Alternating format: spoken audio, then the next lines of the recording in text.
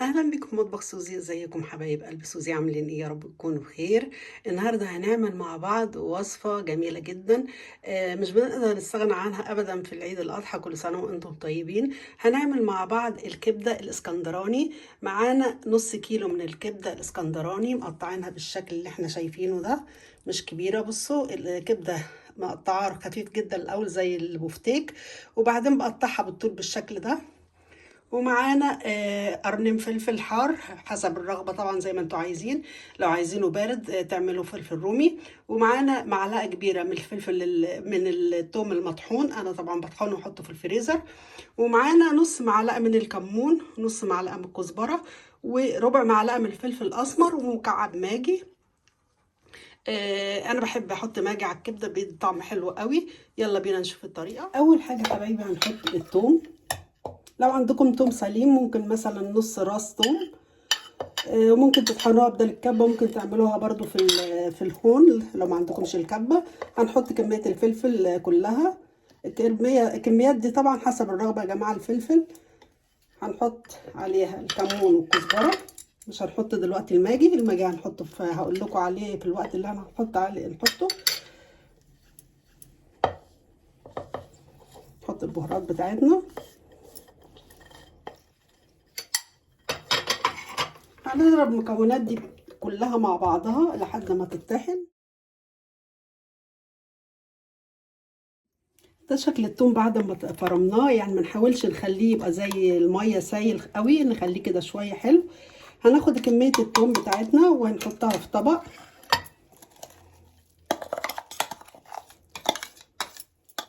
دلوقتي هنقسم الكميه دي لنصين، وهقول لكم ليه هنعمل بيهم ايه النصين دول. مش هنحط كل الكميه مع بعضها، هناخد نص الاول وهنشوف مع بعض هنعمل ايه. دلوقتي معانا طاسه على النار، على نار عاليه، هنحط فيها حبه زيت حلوين كده. طبعا الكبده لازم يبقى حبه زيت حلوين يا جماعه، ما نخليش الزيت قليل. لما الزيت بتاعنا يسخن هنبتدي ننزل الثوم.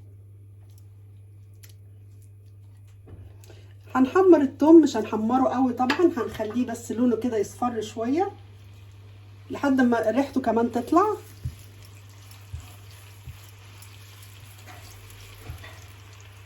بعد ما الثوم بتاعنا طلع ريحته كده ولونه بس يا دوبك اصفر بسيط، هننزل بالكبده بتاعتنا.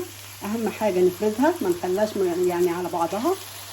والنار عاليه طبعا عشان ما تنزلش ميتها، واحنا في الحاله في الوقت ده مش هنقلب نهائي علشان الكبده ما تنزلش الميه بتاعتها.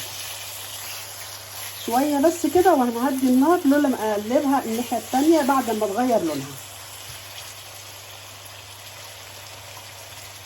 بعد ما الكبده بتاعتنا بصوا لونها غير ازاي، لونها هنقلبها يا جماعه، ما نقلبهاش على طول عشان الميه بتاعتها ما تنزلش.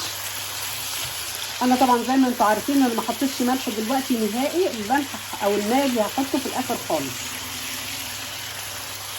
الريحه بقى مش قادره اقول لكم بجد، زي بتاعه العربيات الكبده بالظبط، اللي احنا طبعا ريحتها بتجيب لاخر الدنيا. الريحه جميله جدا. بصوا هنوطي النار شويه بقى.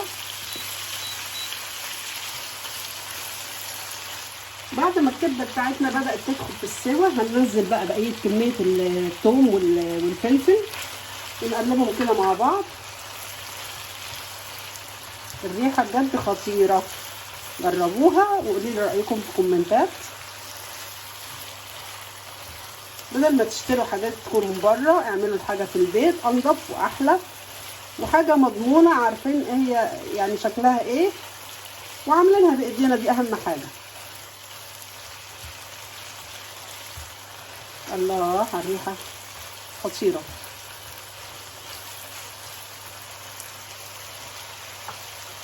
دلوقتي حبايبي بعد ما الكبده بتاعتنا خلاص دخلت في السوا، هنحط بقى حبه فلفل حار احمر على اخضر ونقلبهم بس تشويحه بسيطه خالص. احنا مش عايزين نطول عليهم عشان ما يستووش، احنا عايزينهم يا دوبك كده يتبلوا بسيط. هنحط عليهم معلقه من الليمون ومعلقه من الخل. هنبتدي نحط مكعب الماجي او الملح حسب ما انتوا عايزين، بس انا بحبها بالماجي بتبقى طعمها جميل قوي، بتدي طعم حلو للكبده. ونقلب تقليبه كده، ما نطولش عليها تاني.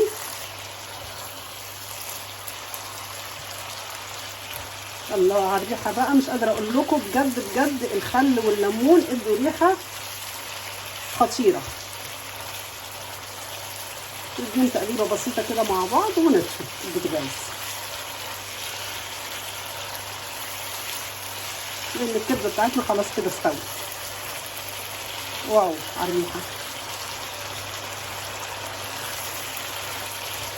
كده نطفي البوتاجاز والكبده بتاعتنا خلصت. تعالوا بقى نغرف طبقه كبده جنب مثلا حبه رز كده، او ممكن بالعيش سندوتشات. نفسي كنتوا تبقوا معايا عشان تشموا الريحه وجمالها. بصوا قد ايه بقى هي جميله وجوسي ومش ناشفه، وطعمها وريحتها مش قادره اقول لكم. وادي حبايبي شكل طبق الكبده بتاعنا. ايه رايكم بقى في الجمال ده؟ حاجه بجد طعمها خطير بجد بجد، يعني جربوها ويا ريت تعجبكم، ولو عجبتكم تقولي رايكم في الكومنتات. تعالوا حبايبي نعمل سندوتش كده. العيش ده طبعا انا عاملاه في البيت، عاملاه بطريقه حلوه قوي وصحيه. يعني لو حابين الطريقه انا عملته ولسه ما نزلتوش، بس هنزله باذن الله. لو حابين اي وصفات للدايت، طبعا هو ده للناس اللي هي عامله دايت ومرضى السكر، هيبقى حلو قوي. بصوا قد ايه بقى الكبده بتاعتنا جميله. بصوا تعالوا نحط لها بقى فلفل اخضر واحمر كده. ايه رايكم في الجمال ده؟ حاجه مفيش بعد كده، يعني حاجتنا حلوه قوي في البيت ونظيفه وزي الفل. وبكده حبايبي وصلنا لنهايه الفيديو. ايه رايكم في الكبده بتاعتنا الجميله دي؟ حاجه بجد ريحتها حلوه قوي قوي.